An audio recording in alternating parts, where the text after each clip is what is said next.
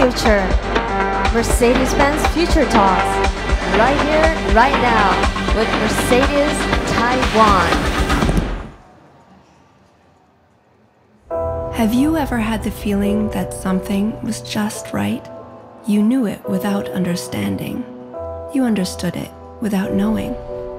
That feeling called intuition is always there, trying to steer you into the right direction. Sometimes it's easy to hear, but sometimes you really have to listen closely. Mercedes-Benz uses intuition to sense your needs before you even have them, making connections that transform your car into a digital companion, creating ease that gives you more time for the important things in life, providing comfort by ensuring your safety and security, and boosting up the endless power of electric drive. Our aim is to merge products, technologies, and services into a seamless ecosystem of mobility solutions, dedicated to your future. Mercedes-Benz. Hello, everyone. Good afternoon. And hi to the friends who are watching us live on our Facebook fan pages. Hello. Welcome to the Mercedes-Benz Future Talks. I'm your MC today. My name is Rebecca. We're so excited to be here at the Mercedes-Benz Mobility of the Future at Nangang Exhibition Center in the 2018 Taipei International Auto Show. Today is actually the last day of our innovative forum. The topic will be Autonomous Shapes the Future. And first of all, I would like to introduce you the CEO of Mercedes-Benz Taiwan, Mr. Eckhard Meyer, to tell you that the future is no longer a vision, it is right in front of you. So ladies and gentlemen, now please welcome Mr. Eckhard Meyer.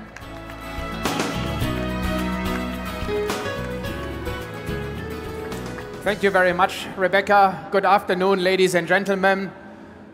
Very warm welcome to the third day of our Mercedes-Benz Future Talks Forum here at Taipei International Auto Show.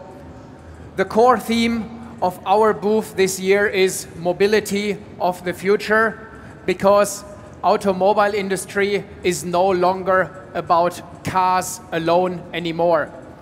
It is rather about intelligent solutions that can shape our future by providing benefits for the society overall. With our future talks, we intend to share some thoughts on how the 4 pillars of our CASE strategy will redefine the way we move. The letters CASE actually stand for connectivity, autonomous, sharing and services, and e-mobility. Therefore, we have invited a number of top keynote speakers and panelists to talk about these topics, which will actually change the way we live. Over the past 2 days, we already had an inspiring exchange of ideas around connectivity, about e-mobility and shared services. And just in case you should have missed them, you may check out our Facebook fan page and can still watch the complete broadcast there. For today's last session of our Future Talks, we have another really super exciting keynote speech about artificial intelligence lined up for you. AI is, of course, one of the core technologies that will ultimately enable autonomous driving. And after this presentation, we also have a panel discussion on how self-driving cars will shape the future of mobility. Mercedes-Benz, since many years, has been a key driver when it comes to accident-free and autonomous driving, with many assistance systems that are already available in Mercedes-Benz Intelligent Drive. But as much as our R&D colleagues are pushing the boundaries of technology, we strongly believe that the human being needs to maintain center stage. And therefore, I'm very glad to introduce to you our keynote speaker for today, who shares the same vision. Yeah, please join me in welcome Jason Zhao from Microsoft. Very glad to have you here, Jason, and looking much forward to learn from you about what is happening on the artificial intelligence side. Jason, awesome. The stage is yours. Thank you. Thank you. Thank you. Wow, I have to say, it's really exciting. Honestly, it's the first time I'm in a car show, but I can already feel the energy, adrenaline that drives the audience, the passion they have. So today, you know, before I start, let me show you a video first.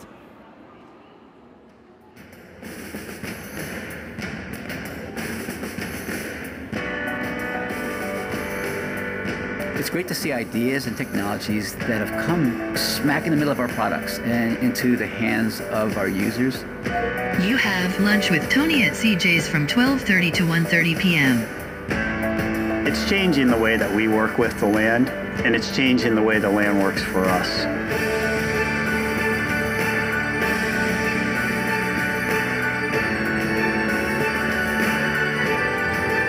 Top and left edge is not visible. Hold steady. Lease agreement.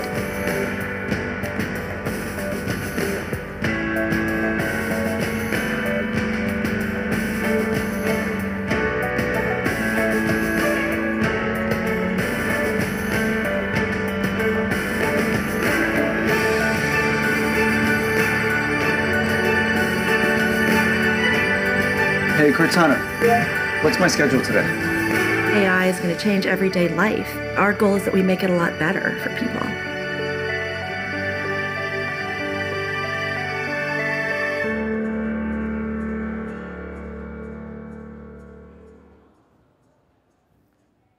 So what you just saw was a summary of AI, what AI means for Microsoft. If you recall the last sentence from our CVP, basically says AI is to make people's life better. So if I would want you to remember, AI, of course, artificial intelligence. But at Microsoft, we always want another term called HI. What does HI mean? Human intelligence. It's all about human. It's all about people. That's what technology is all about. So Satya Nadella, our third CEO of Microsoft, he just recently published a book, Hit Fresh. Actually, the Chinese version actually just came out of Taiwan 2 days ago. So in this, actually, it highlights for Microsoft the future 3 key strategies. One is mixed reality. The other one is AI. And of course, we have quantum computing. And among them all, the most important, in my opinion, is artificial intelligence, because all these things will be interconnected. AI will infuse them all together, which forms the core basis not only for Microsoft's strategy going forward, but also how we see technology evolves. AI actually is nothing new. Actually, it started, honestly, I would say back in the 50s when they start coining the term artificial intelligence. Also, actually, at Microsoft, AI is nothing new. If you see this picture, this was about 26, 30 years ago. When Microsoft back then was still not the most well-known company, I believe still Windows 3.1, Bill Gates had this vision. Bill Gates, the most famous vision people may heard is what Bill Gates wants is he wants to put a PC, a computer on every desktop. But there's another one most people may not know is he wants to see, can computer talk to people, listen to people, speak to people, understand people without, keyboards, mouse, and everything. Basically, because of this, that's how Microsoft started Microsoft Research. Microsoft Research, I would argue, in today's industry is probably the largest research organization outside academics focusing on fundamental research.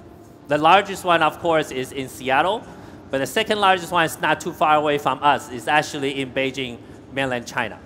So this vision basically started the Microsoft journey into AI 26 years ago. So what does AI mean now? Why is it suddenly the most popular words, especially in Taiwan? Every magazine, every newspaper you see is AI, AI, AI. But what makes such a different, I would say, second coming of AI? 3 things. The first thing is big data. It's always about evolution, right? For those people who pay attention to all the magazines in Taiwan, last year they talked about IoT, the year before they talked about cloud. It's all part of this evolution because data is the essence how we teach computers. So that's why we need to have massive amount of data to make artificial intelligence a reality today. And then of course, cloud computing, because to carry all that calculations, to carry all that computing, you need massive computing power. In the past, only the government and the military can afford such large infrastructure, but no more. With cloud infrastructure, anybody, even a high school student, as long as he has a credit card, he can run the most powerful computing infrastructure to simulate the AI algorithm he develops to see how it runs. That's what's a key difference. Then of course, finally, we have the powerful algorithms. AI actually, if you look at college textbooks in AI 30 years ago, I had a chance to see it. It's all about linguistics, psychology, but nowadays it's all about statistics. So that's why it comes in terms of powerful algorithm. Because with all this new breakthrough, we are able to realize AI much, much faster and actually bring to everyday's life. Now, as I mentioned, AI in a way is kind of abused. Anything a little intelligence, AI, AI, AI. Of course, it's marketing gimmick. I'm a marketer, right? Everything's AI. But in our definition, AI actually consists of these 4 parts.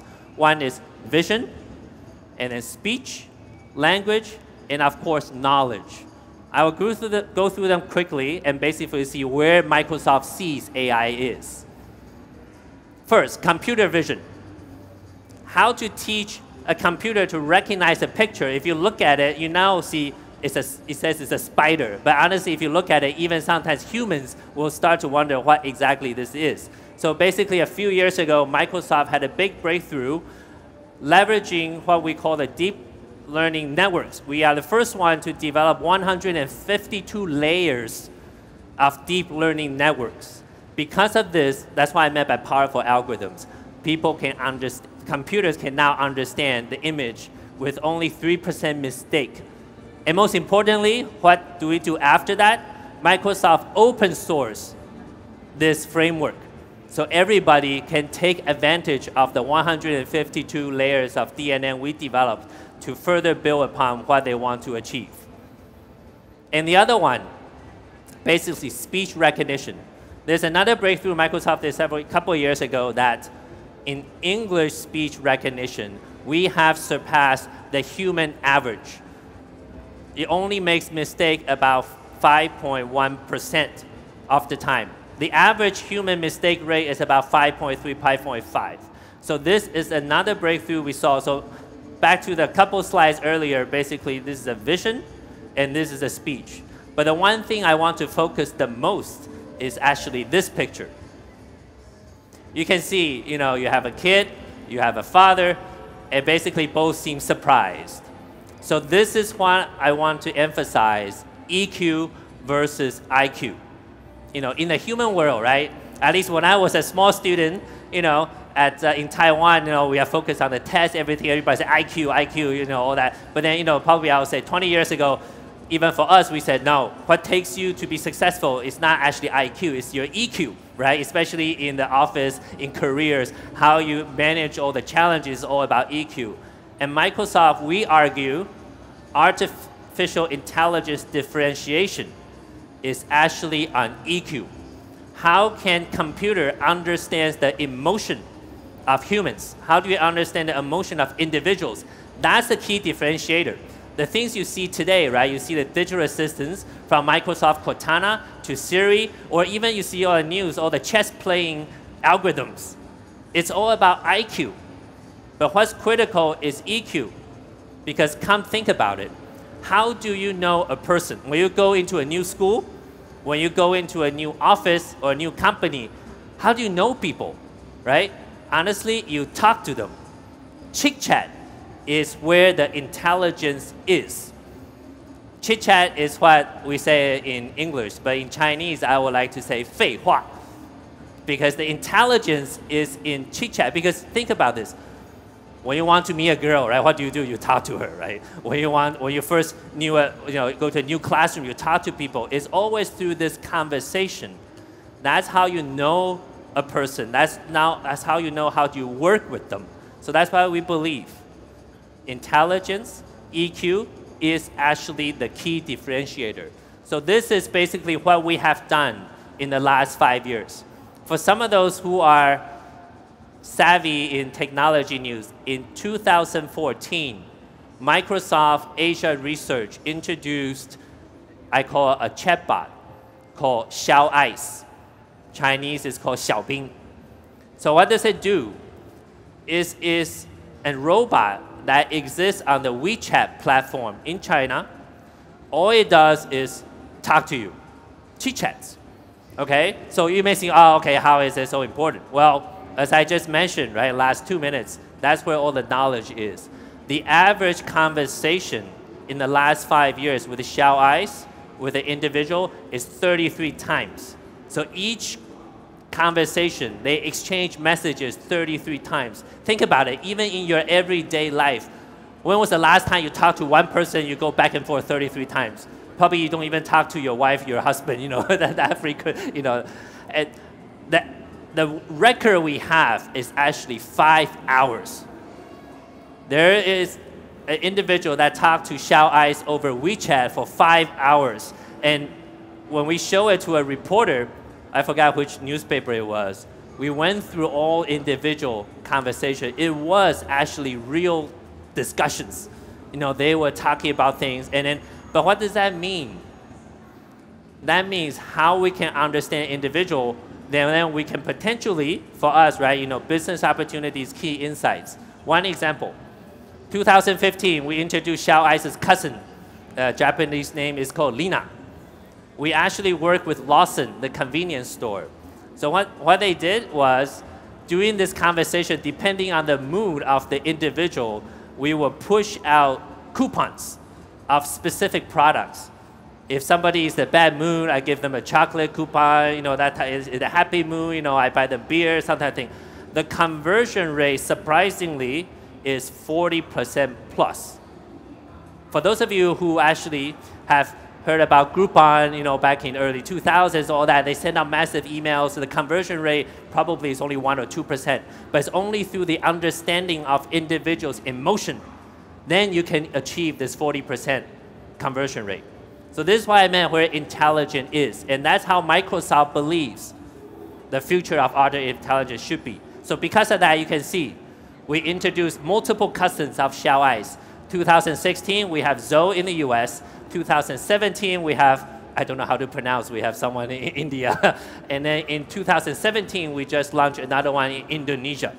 Basically, the idea is simple. We want to introduce those talk agents in countries with more than 1 billion population, because that's where the data is. So that's the basis of AI in our opinion. But then one thing I want to share with you, that's how personally why I'm so proud to work at Microsoft is our mission statement. This is what Satya Nadella introduced to Microsoft and the rest of the world, our new mission statement. The whole point is we are here to empower every person and every organization on the planet to achieve more. It's all about the human. It's all about the individuals. But then now here I will actually add to achieve more by AI, because we want to infuse AI in all the products we have. We want to infuse AI in the everyday thing you do. In Excel, you put a whole bunch of data in, Excel should be able to understand what the data is and automatically produce a graph for you. And in PowerPoint, you probably remember from the video, you put two individuals' pictures. They recognize it's a person. So when they suggest you the formats, they automatically put them in the middle and they make sure the face is open. Personally, this is one of my favorite features because I have to write a lot of slides. So sometimes now with the new features, bang, bang, bang, 2 seconds instead of 20 minutes in the past. So this is basically the mission statement. And in terms of technology trend, where we see, some people may remember when Satya Nadella first came to become the CEO of Microsoft, he talked about cloud first, mobile first. Now our new direction, what we see is intelligent cloud, the powerful servers at the data centers, and also intelligent edge, which I find actually aligns very well with where we are today. Because what does it mean by edge? The most popular one is the one that now everybody has, the mobile phones.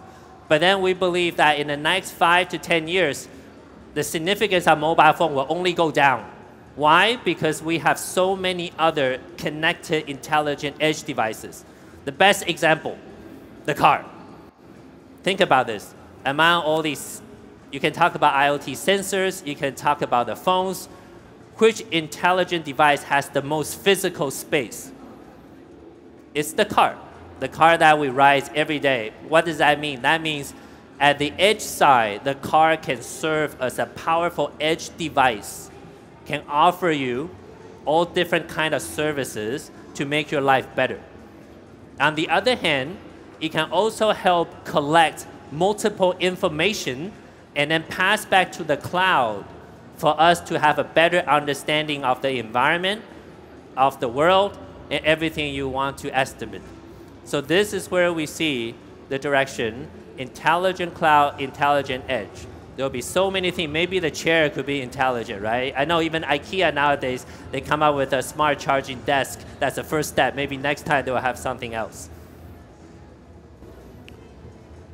So another, as I said, Microsoft Research has started at AI 26 years ago.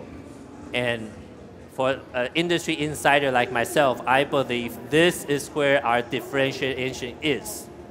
AI and research all needs to come from the fundamental research we have done. And since Satya Nadella became our CEO, we have started engaging closer to the customers, closer to the industry, right? For Mercedes, we work on the mobile office concept with Mercedes. There will be a lot more how Microsoft Research and the AI can come out to enable industries, like in Taiwan, in manufacturing, in healthcare, we can enable them to achieve better.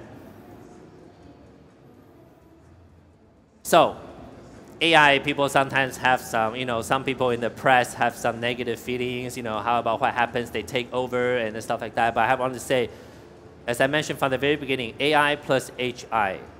Microsoft strongly believes the whole purpose of AI is to enable people.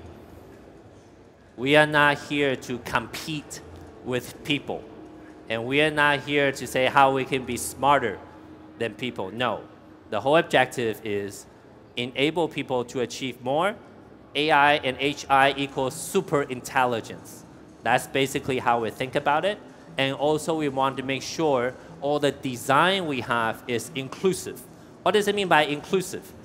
Whether you are handicapped, whether you are computer literate or anything, we want to make sure everything we do is inclusive. So this is why I want to share with you a very powerful video. Every time I see, I still being touched to see how AI and technology can enable people in an inclusive design to make their life better. Let me introduce you to Emma.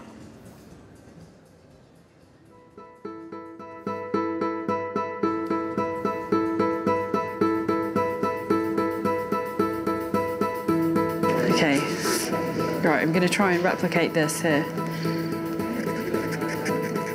We're off to a great start. I tend to kind of just avoid doing sketching and writing now because it's not really worth it if you get something like that. Anything you could do that would just make my hand do what I want it to do and be able to sign my name would be an incredible thing. How do we even just begin to help her overcome this particular symptom of her tremors and helping her be able to regain her writing ability, her drawing ability?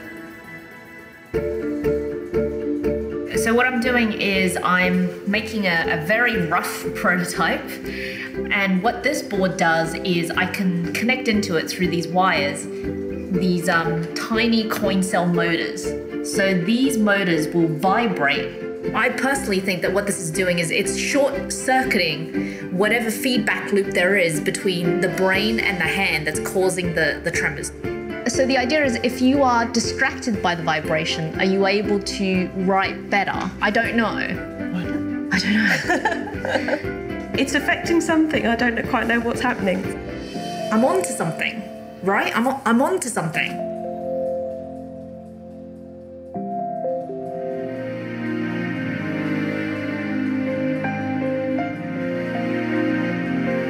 Woo. Woo.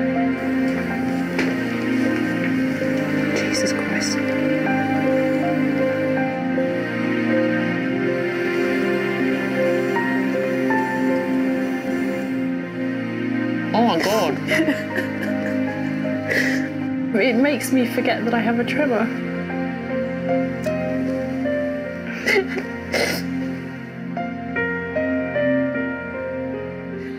I've drawn one of them for a long time. I've actually just written my name for like the first time in ages. I can't believe it. Mum, it's called the Emma. Oh, brilliant. It's got my name on it.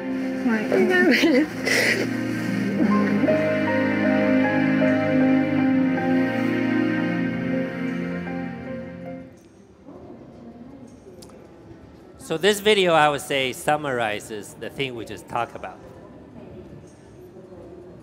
This is the third time I see this, but still, you know. So how technology can help people to enable people's life better. So what you see is just a small example, but then through those devices, we gather the data, and through the powerful computing algorithms we have in the cloud, it quickly calculates what's the counterbalance. So Emma is able to write her name again in a long time.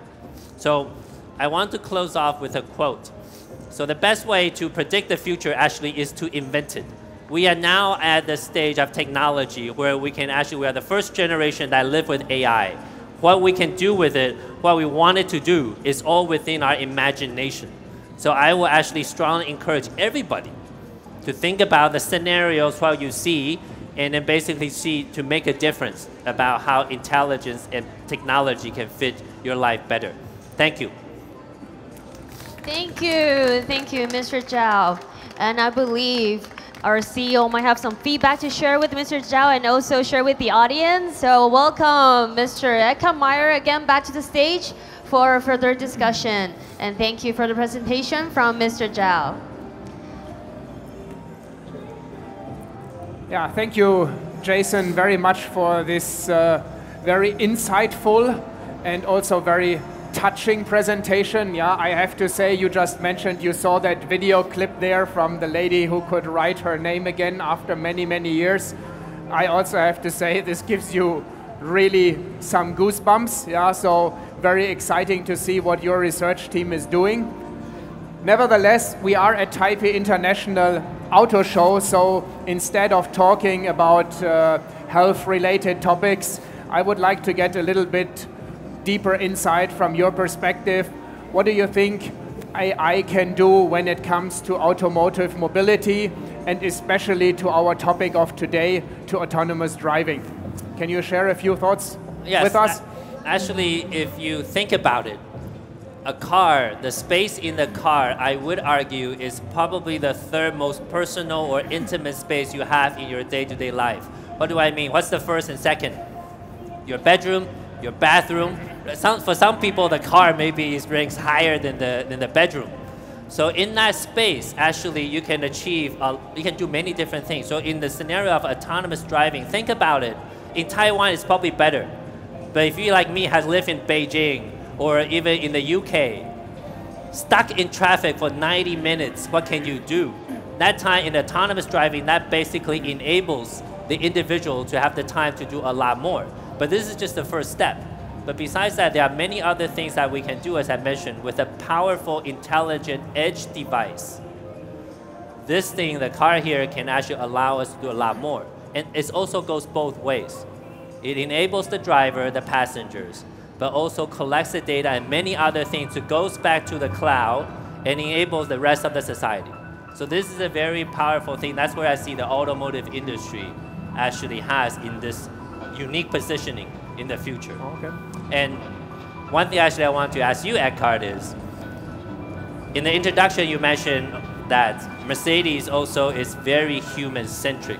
Everything you do is to want to make human, the driver, the passengers, empower them to feel different. So how do you see how AI and everything will be able to help you achieve that? Well, I think for a company to survive and be a leader in the industry for 130 years, of course you need to be human, you need to be customer-centric to give them products that really meet their expectations. And as you have seen in this opening video clip of the Future Talks, yeah, we have a very long history in providing vehicles which include ultimate comfort, which have built in the latest safety systems. But going into the future, I believe this is not enough. Yeah, now there is other elements which become very relevant to our customers. I think convenience and especially time are a bit of the luxury of the future, yeah, especially for customers of premium cars. They are usually very busy, so what for them is really important to have a seamless and effortless interaction with their products as well as with the brand. And this is what we are focusing on. We call it intuitive mobility, which means that we really want to make the whole customer experience with our products and services as effortless, as easy as possible. And yeah, we have a few examples for this. Yeah, one is Mercedes Me Connect. So our vehicles in some countries already are also connected to the cloud, so we collect a lot of information about what the customers are doing. We can also provide recommendations, for example, with regards to maintenance. We can provide in-car services. We can update the software over the air. So topics that really make using a car a lot easier, but we don't stop there. It's really about creating a whole ecosystem, yeah, which is very easy for the customer to manage. As such, the Mercedes Me app, you can control most of the functions which are linked to your product over your smartphone, which most people nowadays like to do. And as I said in the beginning, we are moving more into a mobility provider than just providing cars. Yeah, so we have launched a platform which is called Movil, yeah, also smartphone based, where the customer can use different kinds of transport. For example, you can use one of our car-to-go smart vehicles for some time and then move into MRT or other public transport, get all the tickets right from your smartphone, including the information about the most convenient mode of transport. So there is a lot happening there. In Frankfurt at the auto show this last year, we presented the Smart Vision EQ, yeah, a really, I would call it, most radical form of car sharing. It's an autonomous vehicle, so no driver needed. It's of course fully electric. It can be highly personalized to the user. You order it via the smartphone and then you basically have your favorite music, your favorite colors already included. When you go in, it can communicate with the outside world, with pedestrians and other road users via the side panels. So the car is not yet on the road, but I hope and think that this explains a little bit, yeah, where we are moving and where our human touch is going to be when it comes to using our products and services in the future. One topic, Jason, that you touched upon is, I think, I'm not an IT industry expert, but to me it seems there is a lot of confusion about the term AI. You also mentioned this. Some people tend to use it for everything which is somehow linked to a computer or even a smartphone.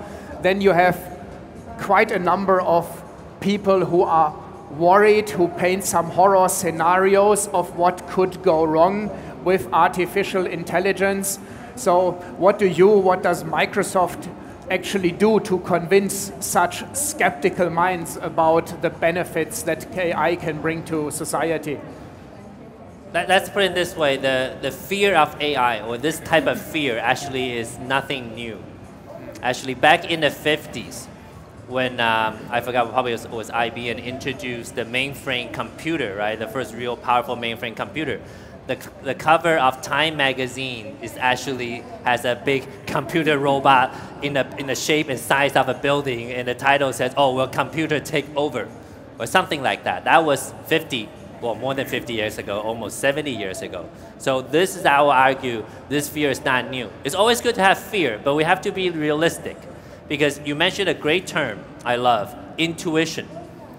That is something, at least as far as I know, as far as all the researcher PhDs at Microsoft Research, They says there's nothing can ever replicate the intuition of a human mind.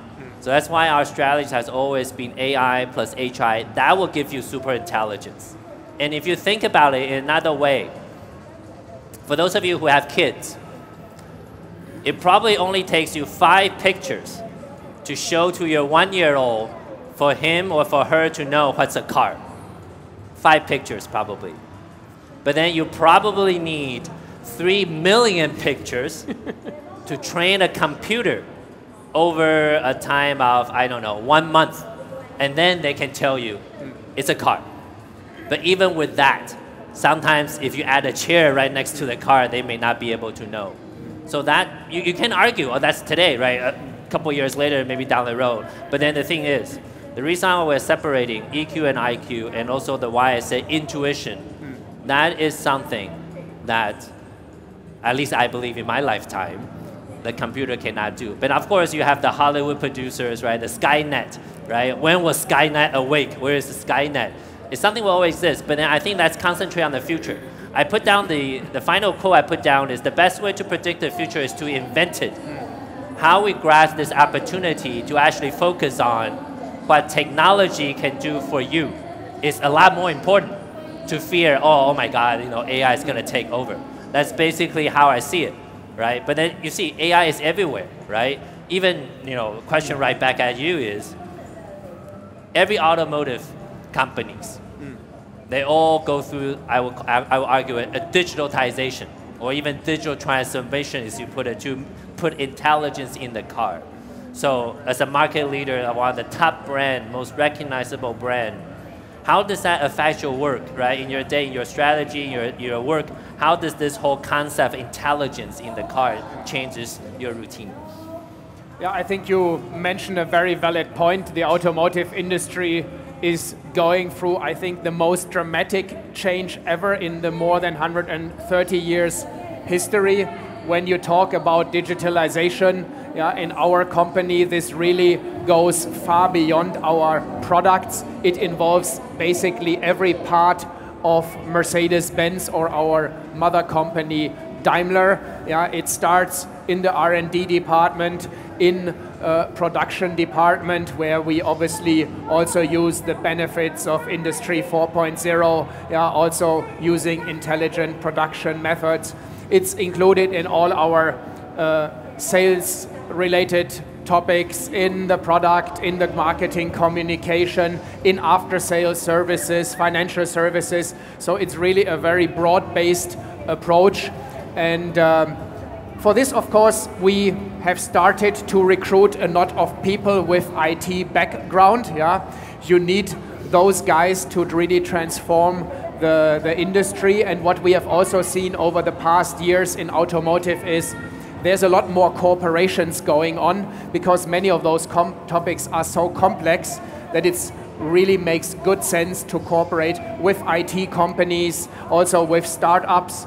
And as such, we have also adopted, I would call it, some of the working methodologies from IT or startup scene. We have now established some incubators within our own company where employees can actually submit ideas where they think that they could add value, and then the rest of the colleagues can vote online about the best ideas, and the favorite ones later on will be funded and then really be taken through into development. So I think this is really super exciting, and it goes together with another big change program that we have started in our company.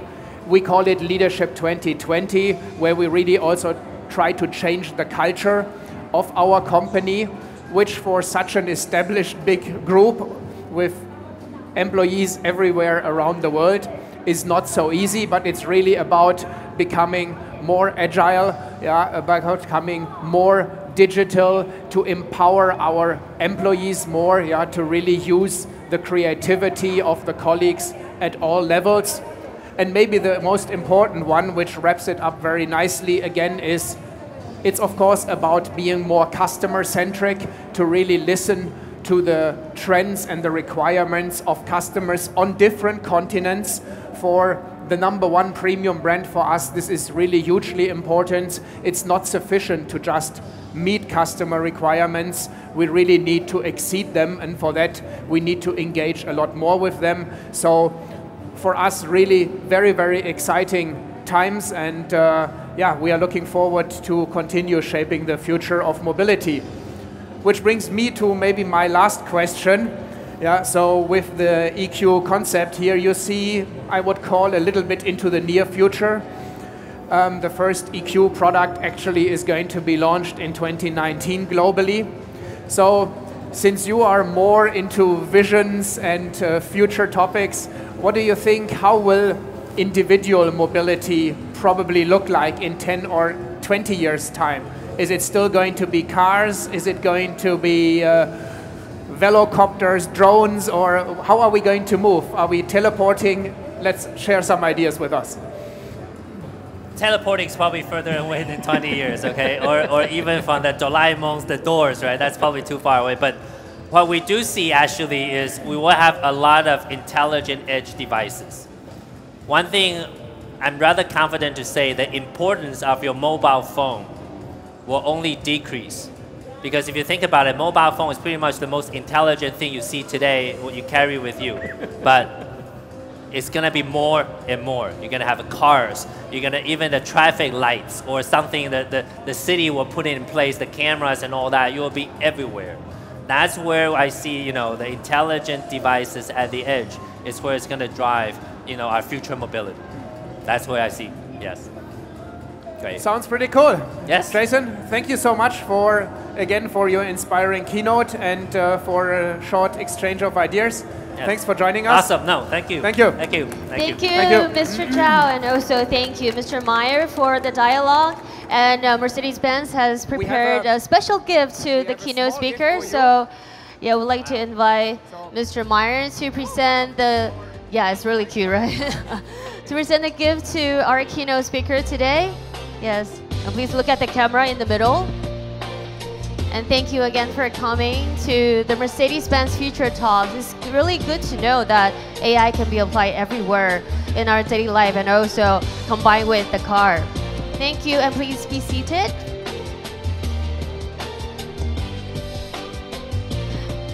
So hope you have learned a lot about the future mobility and also AI and also our EQ concept and how AI can change our lives or how AI can combine with the car or with the other devices with our daily lives.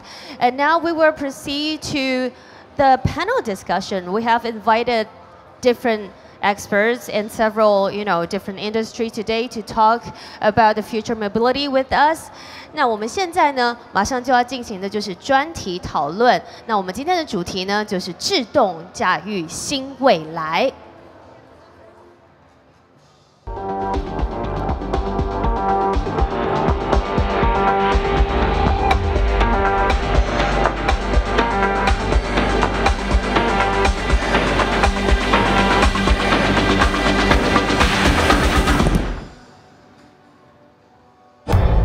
Have you ever asked yourself what the future of mobility will look like? We have, and we continue to do so every day. With CASE as part of the corporate strategy of Daimler AG, we combined the four main trends of future mobility: connected, autonomous, shared and services, and electric. In a series of short films, we give you a quick overview of our broad range of intelligent mobility solutions and our vision of the future. We will keep you posted, be part of our journey, and experience intuitive mobility. Mercedes-Benz, the best or nothing.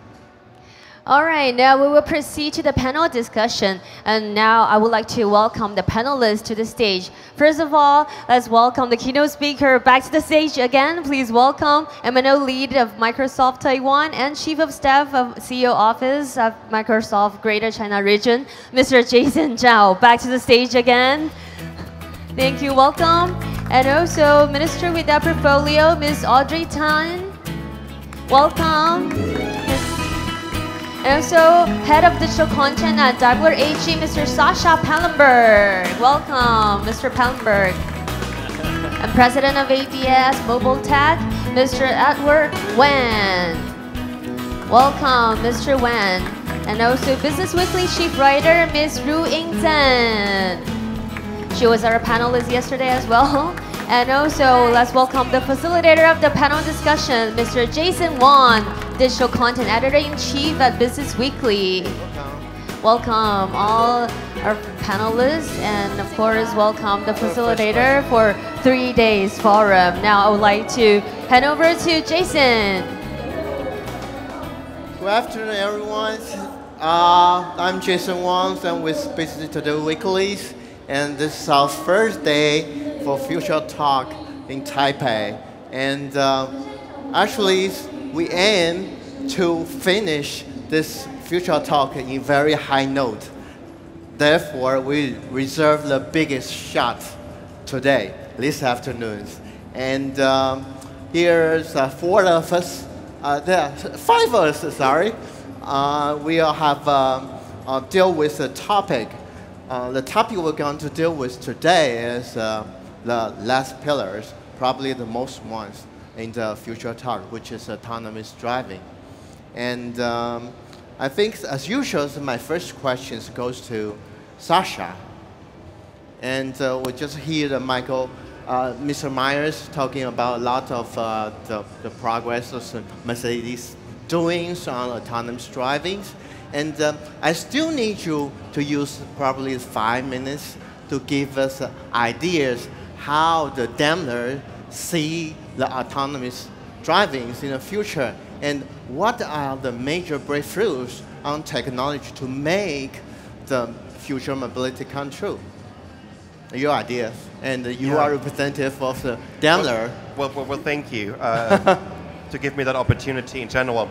Well, actually, let me kind of build the bridge over to the keynote that we just heard, because I really love the idea when people are constantly coming up with some buzzwords, and they are starting to trend right now, and when we take a look where they're actually really coming from.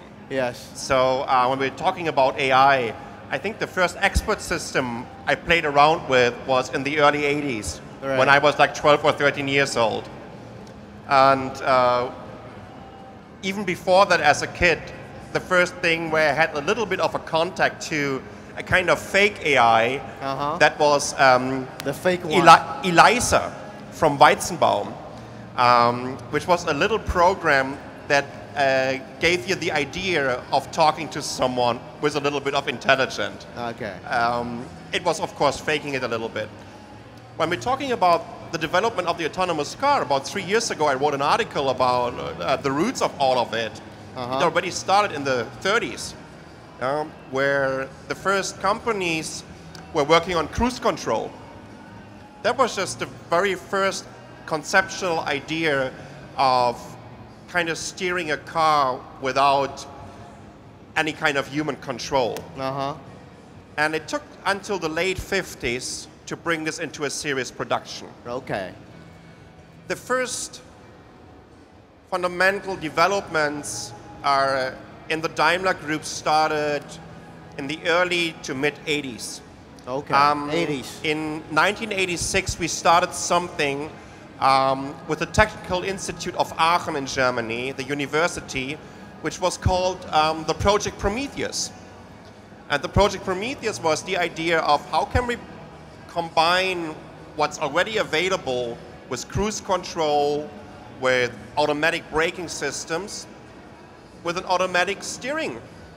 And therefore, it was the first time where we had to dive into how we're going to identify objects over cameras and sensors, which sounds for us as human beings just as such a commodity to identify, because we know right away if there is an object moving towards us, or it's just moving into the same direction, or it's just standing still. For a machine to get this idea is really a challenge, especially when you look at the processing power of the mid-80s. Right now we carry little supercomputers in our pockets that almost combine all of the computing power that was available in the early 80s in the palm of our hands. So, but the fundamental ideas and workings and developments on the algorithms of object identifying for autonomous cars were set up from the Project Prometheus in the 80s. So this is over 30 years ago, and we're still not even close what we would say is an autonomous car. Okay. We're lacking processing power, definitely. The software layer on top of it, which is going to be so important for the future, it's constantly getting better, is another issue. Right now, what we have in series, to give you an idea, there are 5 levels of autonomy in a car. These are the standards for this industry. Right now, we are at a level 2. Okay. And we won't even call it an autonomous car. We call this driving assistance systems. So if you guys are getting into the new S-Class right now, you will already get a really interesting idea of what it can do to you. And trust me, next year it's going to be even more interesting because you're going to be the first manufacturer out there to bring this to the compact class with the new A-Class. Yes, we have prototypes that are in the level 4 region. A level 4 is a completely autonomous car, but you still need to be there as a driver to kind of check out what's going on. A level 5 is what you see, for example, at Google with Waymo. This is a level 5 autonomous. There's no steering wheel anymore. We're going to get there in the next, we probably think right now our prediction is that in the next 5 to 7 years. 5 to 7 years? This is all about the safety, right? So on top of it, we also need to have a legal infrastructure for this, right? So who's responsible for this? Is this going to be the company? Is this going to be the developer? Is this going to be, I don't know, the operating system that you build around this? Or is it going to be your telecom provider that needs to build up a connection to the cloud? Right. Now, this is a really, really interesting game we're in. And it's so complex right now that I can just only recommend everyone that already thinks that there is an autonomous car available right now just to step back a little bit, calm down. Do you mean in next 5 to 7 years we can see the level 5 autonomy driving? Absolutely. Okay. The breakthrough will be robotaxis. I mean, we've had a nice demonstration here in Taipei last year, right, with this little bus. I think it was driving up and down on Shini Road, and I think the robotaxis will be the first, which will be a hard blow for the Taiwanese taxi community because we have so many cabs on the streets over here. But it's definitely going to change. It's going to be the first step into autonomous driving taxis next 5 to 7 years. Should be the first product or service. Yes, which is, yes. Okay. And we know Edwards, you are also one of the major players in the autonomous driving technology, right? And I know you are chairman of Mobile Eyes, right? Could you give me some ideas what your business engage and how did you contribute to the autonomous driving in the future? Okay, thanks. I'm not the chairman of Mobile Eye. Oh, that's Professor Shashua. I'm the partner of the Mobile Eye in Taiwan, Indonesia, Malaysia. And I'm very glad to talk about the subject of the autonomous driving. And I'm not sure how many of you have really the experience to be in the car of the self-driving car. I think I got some opportunity in March last year, in March, because I am the president of the ADAS Mobile Tech and also the Secretary General of Taiwan Israel Chamber of Commerce. And I'm not sure how many of you have heard about the company called Mobile Eye. Mobile Eye, they just got acquired by Intel. And they are very kind of important technology provider for autonomous driving, for ADAS, Advanced Driver Assistance Systems. And so kind of we help because they don't want to sell. That's the margin too low. They want to be the technology driver. So they give the sale and tech support to us. So When I was in Israel last year, they give us a try for on the road in Jerusalem for the autonomous car. So it's not kind of 30 kilometer per hour. It's 120 kilometer per hour. Whoa. 120. In the autopilot car? No. In the regular road. Okay. 120. Recognize that the traffic light and auto pass the car stop slowly. And even now, they intend to develop the map for the car, and also the strategy, the AI, kind of better than human being to judge what is the driving policy. So this is not a dream. This is happening today. Actually, I got a Mercedes, so I really like Mercedes. I like to have an autonomous car from Mercedes next time. Okay. Yeah. I like to hear that. And my first question goes to Andre. And we know that autonomous driving is not powered only by fuel, but also by data, artificial intelligence. And data and artificial intelligence, this is not matters for the vehicle itself. It's a matter of a whole ecosystem, right? And including the regulations and the legal matters, and such as the whole ecosystems. And I think the government is quite important players to make the autonomous driving controls. And in your ideas, how the Taiwan will play the roles in the future autonomous driving in the world? Your ideas, because you're from the government, right? Could you say something, share with us? Certainly. Actually, the Legislative Yuan, our legislative body, have just passed the so-called FinTech Sandbox Act. Right. You may have heard about it.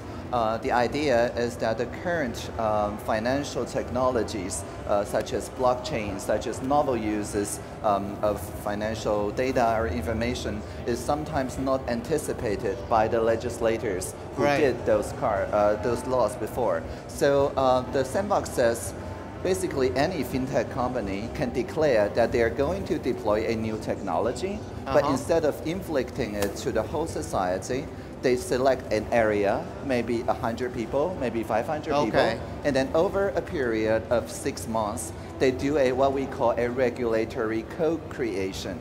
The co-creation means that it is not just specified by the vendor, nor it is just specified by the city government or the national government. Rather, whether this is a good idea is collaboratively determined by experts of all the different disciplines, including social sciences, as well as the people who are affected by this new technology. Right. So this is just like having an autonomous car driving at a slower speed on a smaller region, but for the society to have a chance to interact with this new species, if you will.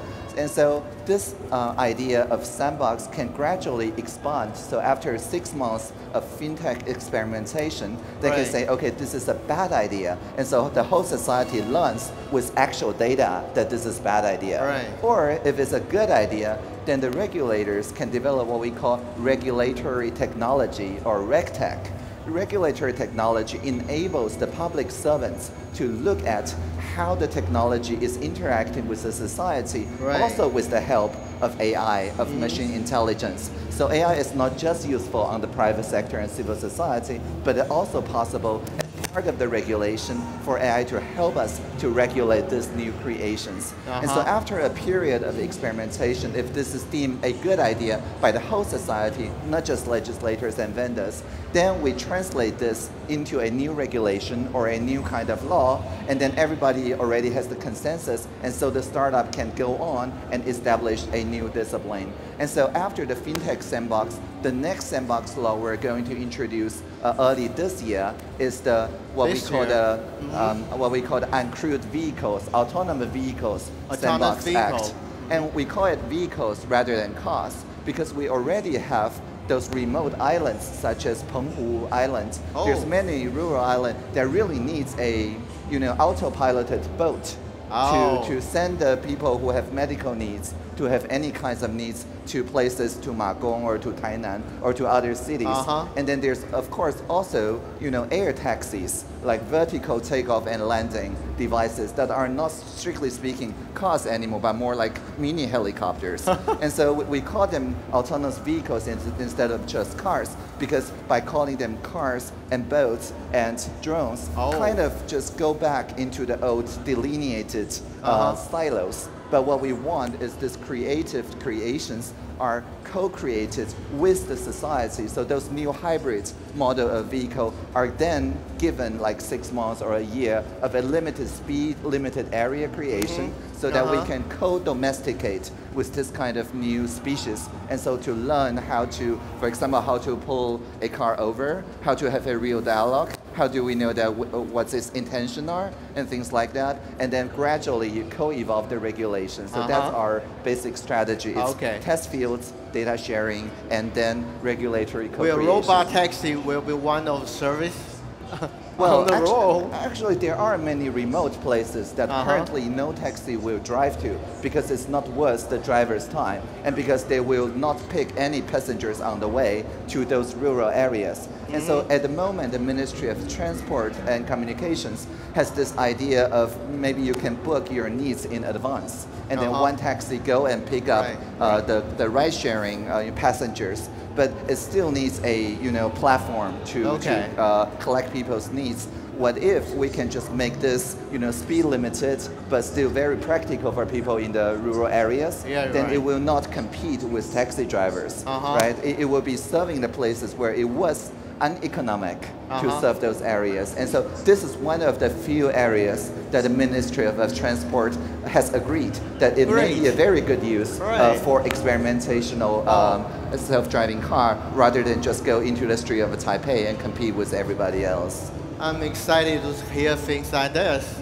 And I know Microsoft bet a lot of in Taiwan, especially when, because Taiwan is an IT powerhouse, say from 30 years ago. And do you have any plan to work with Taiwan company or Taiwan government on the AI applications, such as autonomous driving or other things? How do you feel when you hear the Andrew says that the sandbox of the autonomous driving is in Taiwan? Is that exciting you? No, yeah. I have to say this sandbox is definitely the first step in the right direction. Because the thing is that nowadays, innovation comes from everywhere.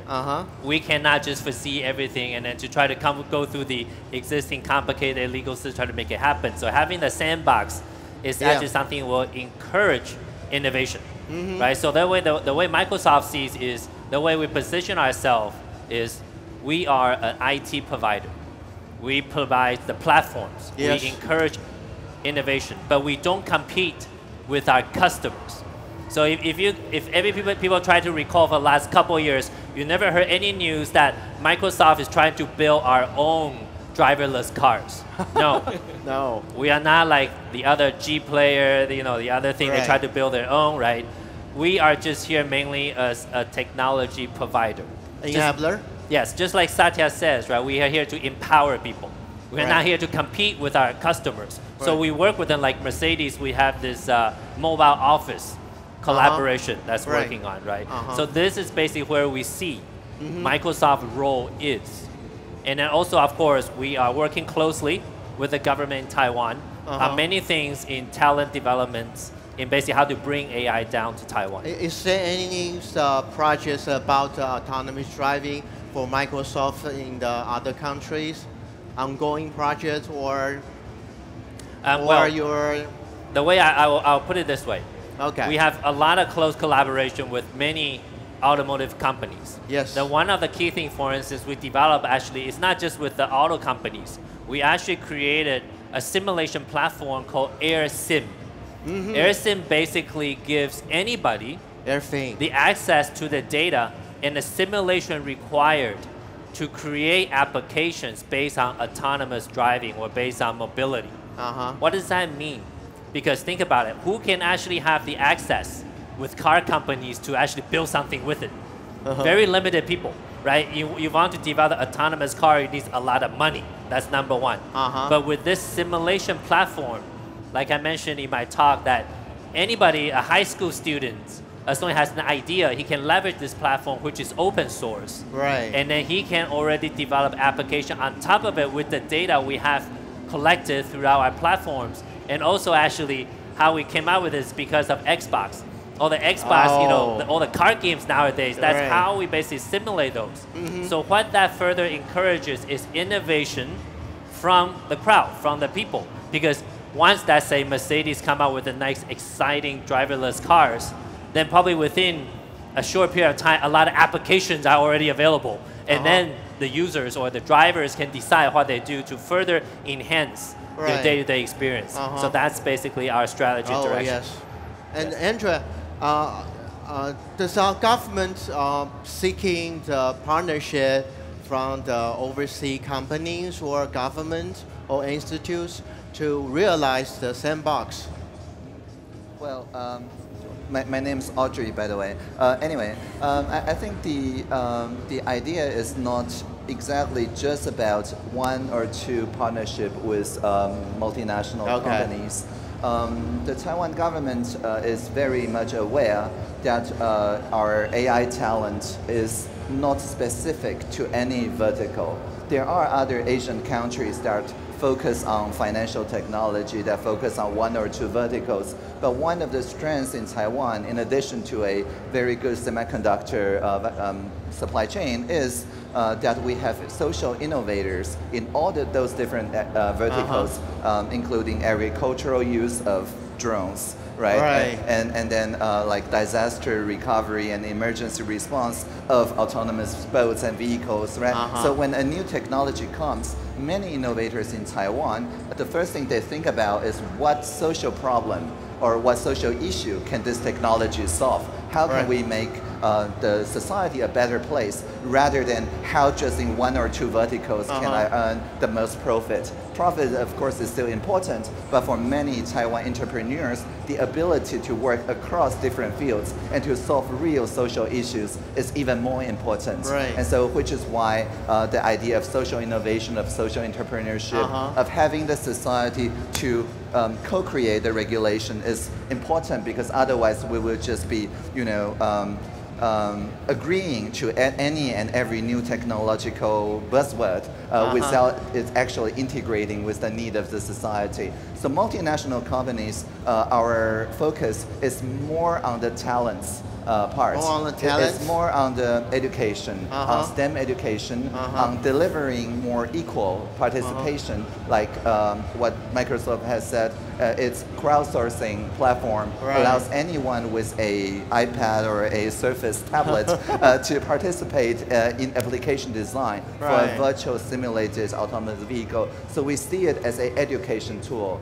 With this kind of tool, even school children will not see AI as something mysterious or something dangerous. Everybody will just learn, how to use fire, how to cooking, right? They have this very basic grasp of how to interact with AI. And then if people want to feel how it's like, we have virtual reality, augmented reality, and so on. So we create a safe spaces in the education system so people can get literate with those technologies without the fear of being hit by an actual car. So I think this is one of our core focus of partnering with multinationals, is to create a STEM education environment.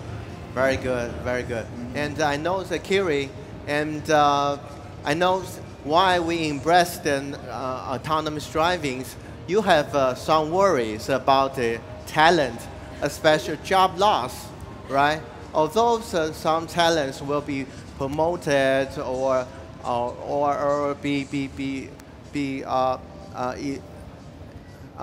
be promoted as rising stars, but there's some job losses occur as well.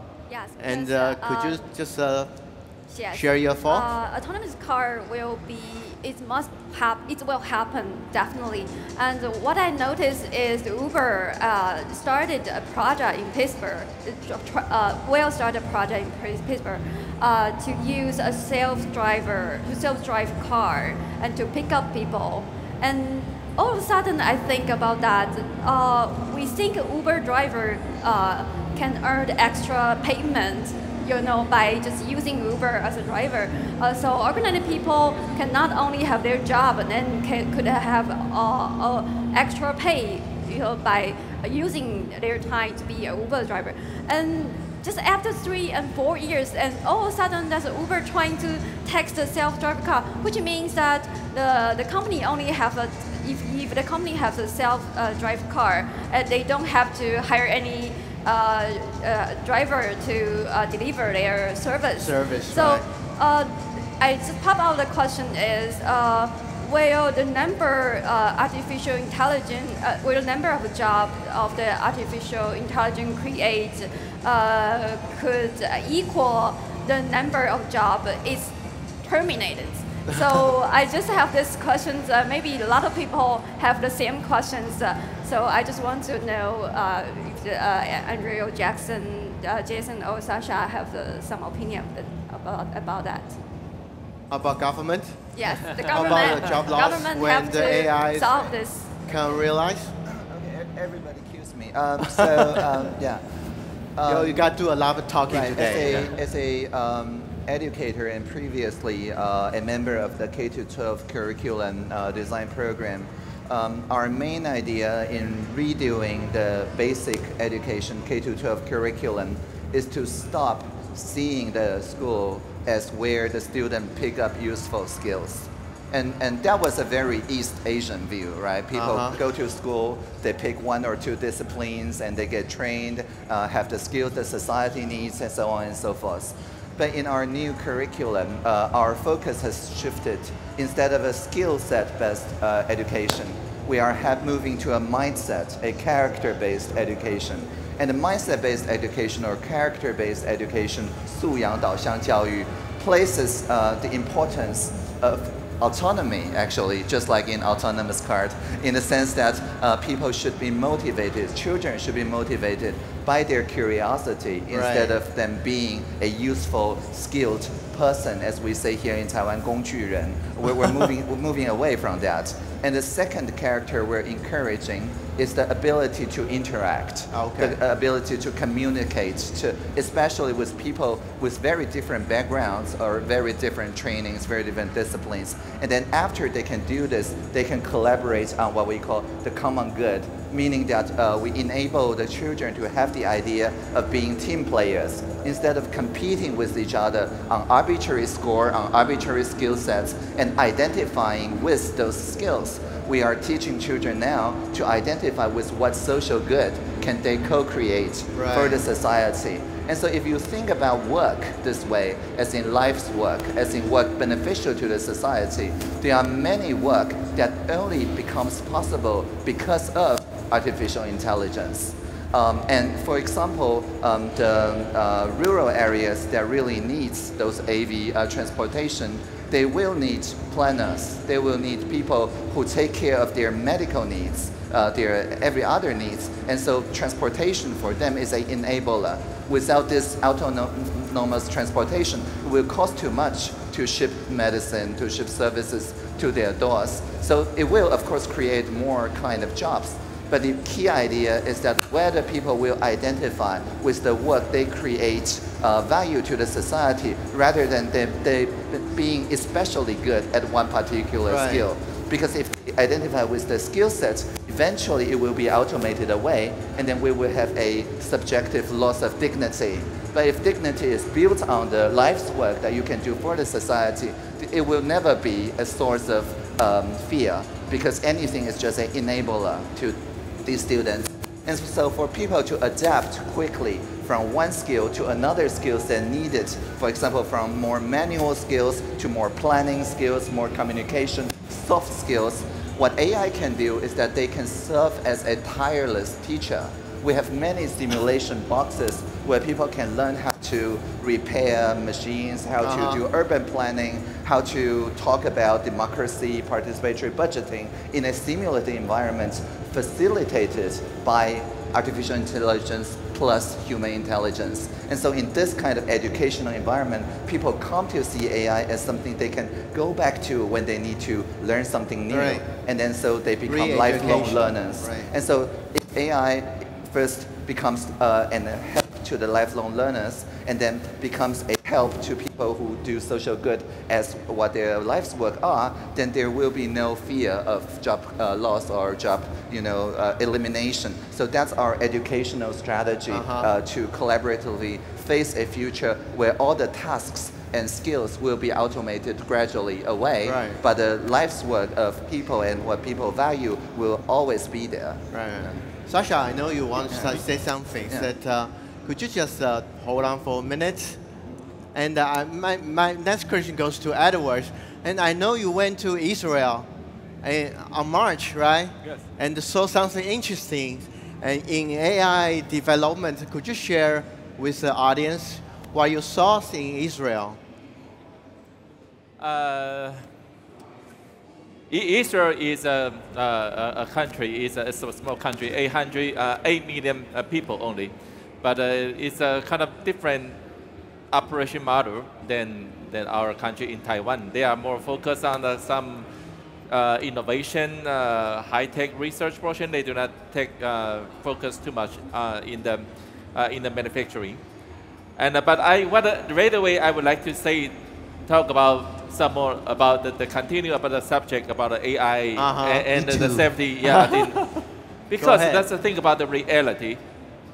If we talk about the ADAS, the self-driving car, if it is not better than human being, than myself, why should I? Why should we whole industry move on to that direction? That simply think about this, and must be Professor Shashua did a kind of a model and calculation. For the self-driving car, must be kind of maybe 1,000 times safer than the human being. If I say 1 hour, the accident rate is time the I don't know say how in English 10的负6次方 the accident rate is 10的负6次方 but the self-driving car it should be 负9次方. Sorry, I kind of too long. I don't know how to say in English. So it must be safer. And the reality is that the car implement the ADAS, advanced driver assist systems, it can reduce, I think, about 50% traffic accidents. Right. That's the reality. So when we are moving from the computer time, from the smartphone, the next thing is, I think when we are visiting customer kind of every day, many customers, many people are very, very interested in car industry now. Indeed. Okay, yes, good. Nice to hear that. Sasha? I would just like to add something in general regarding the fear that always comes up in societies whenever a new technology gets introduced to it. The first and most fundamental fear is a very existential one.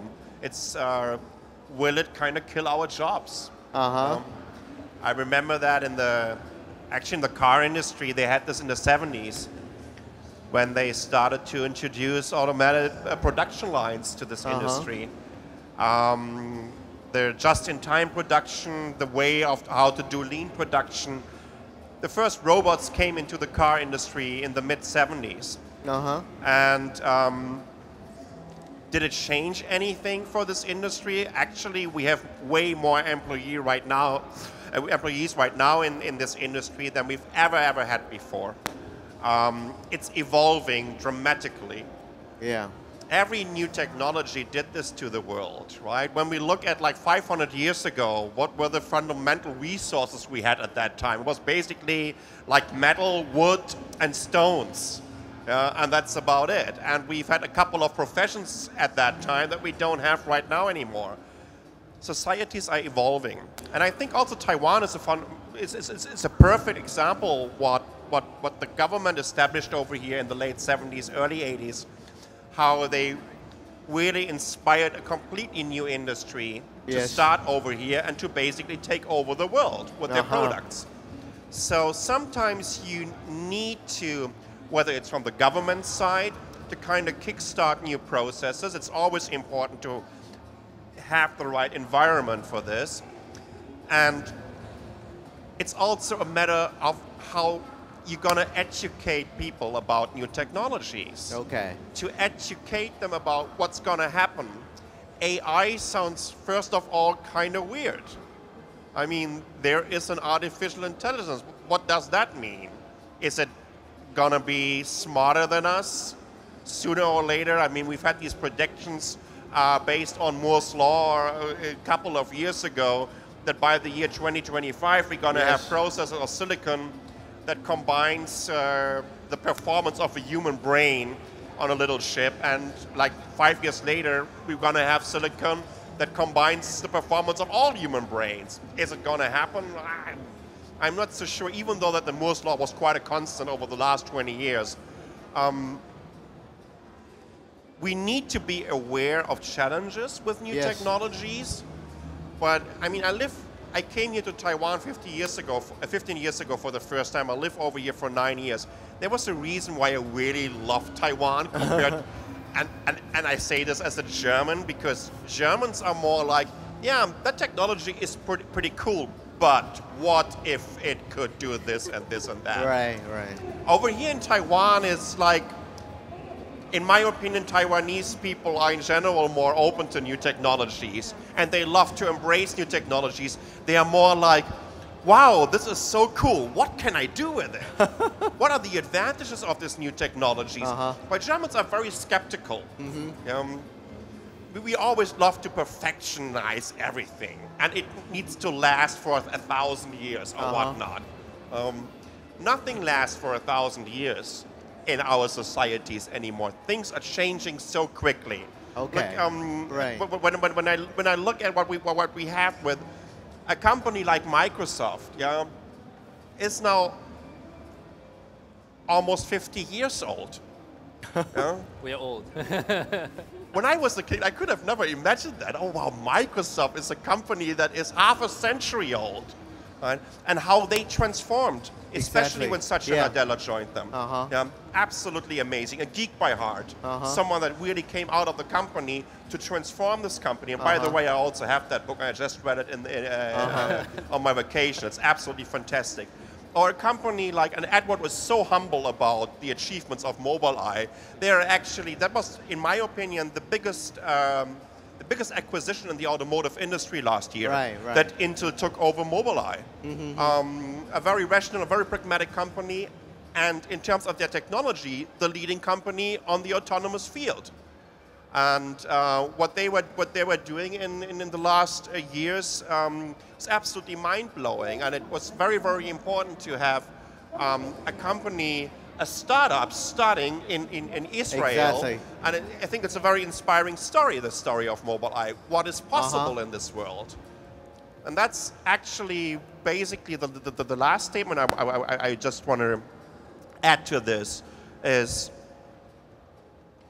to educate people about technology, to educate them about the possibilities, and especially to educate young people about the possibilities of technology.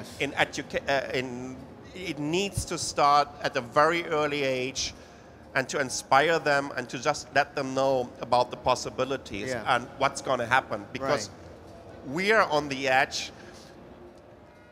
of a world that's going to look so differently in a decade from now. It's going to change. For the automotive industry, it will change more fundamentally and more radically in the next 5 years than it did in the last 50 years. And I think that's mind-blowing. Right. And my next question goes to Ms. Toms, and we know the technology keeps changing, right? How the regulation follows in the government roles, you are regulators to allocate the resources and regulating the behaviors, and how do you see when the autonomous driving is coming, how the regulation follows as a government official?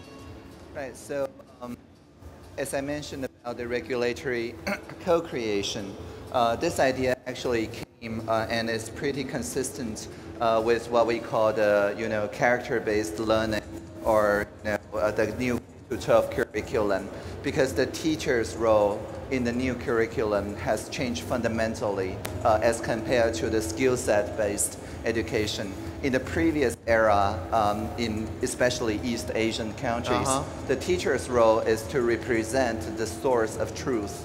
Right? So even if the kids know better, in order to pass examinations, they have to memorize what the teacher declared as true, and then otherwise they don't get a score, even That's though... how we educated. Right, exactly, exactly. And that's very East Asian, I mean, right? But in the new curriculum, we're seeing the teachers as a new role. They're facilitators, they're co-learners, they are people who are as interested as the kids with the new developments in the field. And when kids, inevitably now, when the teachers are saying, okay, this is what and what, the kids nowadays are fact-checking the teachers on their phone, on Wikipedia, on Google, everywhere, and saying, what you said is not necessarily the case. And to adapt to this new classroom dynamic, we're saying now teachers are just people who have a more strong sense of how to find resources to learn, but the agenda, what to learn, is always co-created and determined by the students. And so it is the same with the government. In our new digital nation plan, the DIGI Plus plan, the governance model has changed fundamentally as compared to the previous NISI plan. In the NISI plan, the government are still the rule makers. But in the DG Plus plan, the government are now, just like the teachers of the new curriculum, co-regulators. What we mean is that we ask the private sector innovators of what laws are you going to break next? What regulations make no sense to you anymore? And then we use those sandbox laws and designs to collaboratively test whether this is a good idea to actually break or change those regulations. So for example, actually the sandbox law for autonomous vehicles is on the public website on vTaiwan and also on join.gov.tw, where everybody can go and have a real discussion online, which will inform our regulatory co-creation. And so the idea is that the private sector says which law should change, and then the government's role is to engage in dialogue with other stakeholders, with many different ministries, with people who will be affected by this change, with the local people, with the academics, and try to agree on something that everybody can live with. And so it is the same with delivery. When we talk about, equal opportunity and delivery to the last mile, instead of the government doing everything, we're now saying the local NGOs, the local social enterprises may actually be better people to deliver those services. And again, instead of solving the problem ourselves and finish just those KPIs, we're now focusing on solving the problems encountered by those problem solvers. So again, we move to the second line, and then we do a co-creation with the social enterprise and the NGOs in order to further inclusion. And so this is our current regulatory model. It is very different from the regulatory model in the past decade. We probably have only 5 minutes left, and I think each of panelists have 1 minute to do the wrap-ups. And how did you picture the scenario in the future, especially on the autonomous driving areas? And why don't we start with Jason? Could you give me your scenario, Microsoft scenario in the future, especially on the autonomy things or AI? Well, the scenarios, right, like I said in my session, right, the future is only going to be better. Right? And then one thing I just want to add when we talk about job and everything, that one thing that is an example to prove that the future will be better enabled by technology. Back in 2000, when internet first came up, everybody says internet will replace all the travel agents. Not only they haven't replaced all the travel agents, but it completely changed our lives in the business model. Why do I say that? Now each individual travel agents, they can use the internet to maintain their run rate business. Everybody wants to buy a ticket, you buy on the phone, you buy the ticket. but they use their individual human agents to work on the high-end customized trips. Okay. For better margin, for better business revenues. And also, because of this model, we start to have the budget airlines. Because budget airlines now can leverage this model to completely bring their costs down. So that's why people in Taiwan, they travel to Japan like going to Kaohsiung 20 years ago, right? Everybody goes to Japan every other week. It's because of the technology that allows this enablement. So jobs are not going to go away, and all the benefits technology brings will only be better. And that's how we believe the future will be. Okay, good. Kiri? Yes, I also believe that the future will be better as long as, just as Ms. Tong says, the education system have to keep up with the disruption of the technology. And I think that in the future, just as Sasha also says, that in the next 5 years, we will see many interesting things happen in car industry. And the changing in the mobility will also changing people live and changing the city and even changing our real estate. So we know that we may not need a lot of parking place, and there's no need to on-street parking space too. So people will live in a more healthy, and we can have more space for your recreation, not just to let the car be on the road. So I think there are a lot of things for the government and the company and the people to do. Edward? Yeah, I think the Mercedes did a great job to define the vision. CASE, C-A-S-E. I'm not sure how many of you have read about their slogan, C-A-S-E. Connectivity, autonomous, sharing, security, and electric car. I think that's kind of what we can dream of in the maybe next 5-10 years. Say. Yes. Okay, Sasha, could you give us your final words? Well, I'm actually facing autonomous mobility on a daily basis. I live at the Wanfeng community next to the MRT line that goes all the way up here, and that line is driving autonomously. So it's always a matter of your user scenario and what you want to do. And I just love the public transport system over here in Taipei. And I say this as a car guy by heart. Every technician, developer, futurist, geek by heart believes that technology will change the future for the good. Okay. I truly believe that. And I think when we look at what technology did to us in the last 10 or 15 years, that we now have a little device in the palm of our hands where we can access all the information, all the wisdom of mankind, wherever we are. This is one of the most amazing achievements still for me. And again, we use it in a very common way, right? We don't even think about it. We're basically using a little system that has so much performance basically to open up the Facebook app or the Line Messenger. And then don't really getting our head around the fact that we have this little supercomputer in the palm of our hands. So how does it look like in 10 years? Could you imagine this from where we were coming from when HTC in the late 90s started to show the first little PDA systems based, by the way, on a Microsoft embedded version at that time, or when Apple introduced almost exactly 11 years ago the very first iPhone, or when we had for the very first time 3G or 4G here in Taiwan, and we could watch 1080p or 4K video on the go.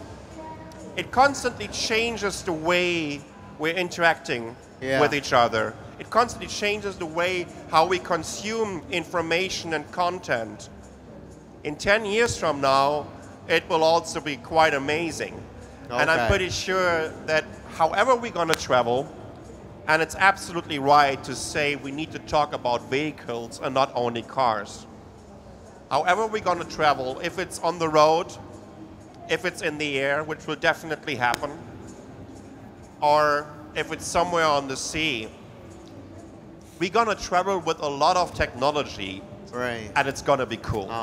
Yes. Miss Tang? Sure. Well, so I do agree with the Alan Kay quote that the best way to predict the future is to try to invent it.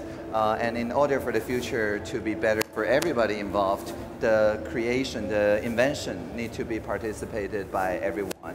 And so I would like to read you a prayer that I wrote just before joining the cabinet, trying to make technology more collaborative, more pluralistic. And it goes like this. When we see Internet of Things, let's make it an Internet of Beings. When we see virtual reality, let's make it a shared reality. When we see machine learning, let's make it collaborative learning. When we see user experience, let's make it about human experience. And when we hear that the singularity is near, let us remember the plurality, all of us, is here. Thank you. Excellent. That was well great. said. Yes, it's a very inspiring conclusion for the Future Talks. And we thank you for your participation for last 3 days. And I hope we'll see you in the near future. Thank you very much. Thank you. Thank you. I'd like to thank all panelists and the facilitator for the inspiring panel discussion. And also thank you all for participating in the Mercedes-Benz Future Talks. And thank you all for who are watching us live on Facebook. This is the last day of our Mercedes-Benz Future Talks. But don't forget, for the past 2 days, we have been broadcasting online on our Facebook fan pages. So if you missed it, please do watch the live video on the Mercedes-Benz Taiwan and also Business Weekly fan pages. And stay tuned, we have more news coming up on the Facebook fan pages. 谢谢大家今天的莅临，也谢谢现在正在观赏直播的朋友们。那我们呢，在过去2天的论坛也有在我们的 Facebook 粉丝页上，有这个影片，所以欢迎大家持续的关注我们 Mercedes-Benz Taiwan 还有我们商业周刊的粉丝页。那谢谢大家今天的莅临，我们下次再见，祝各位有个美好的一天，谢谢。